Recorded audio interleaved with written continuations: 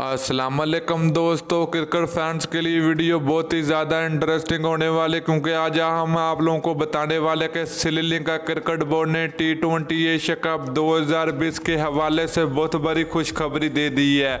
तो वो कौन सी खुशखबरी है, आइए आप लोगों को इस वीडियो में बताते हैं। लेकिन उससे पहले अगर आपने अभी तक चैनल को सब्सक्राइब नहीं किया तो बराए मेहरबानी फ्री में चैनल को सब्सक्राइब कर दें और साथ लगी बेल आइकन जरूर इनेबल कर देनी है, ताकि आप लोगों को क्रिकेट जुड़ी हर खबर सबसे पहले मिलती रहेगी। चलिए दोस्तों, बगैर की आपका कीमती वक्त ज़ाया किए आपको बताते चलें कि T20 एशिया कप अब पाकिस्तान में नहीं, ना तो ये बांग्लादेश में खेला जाएगा और ना ये UAE में खेला जाएगा। तो अब एशिया कप आप लोगों को देखने को मिलेगा श्रीलंका में ही, क्योंकि श्रीलंका क्रिकेट बोर्ड ने एशिया कप के हवाले से बहुत बड़ा बयान जारी किया। उनका ये कहना है कि इस वक्त हमारे मुल्क के हालात काफ़ी ज़्यादा बेहतर हैं, तो हम एशिया कप 2020 की मेज़बानी करने के लिए मुकम्मल तौर पर तैयार हैं।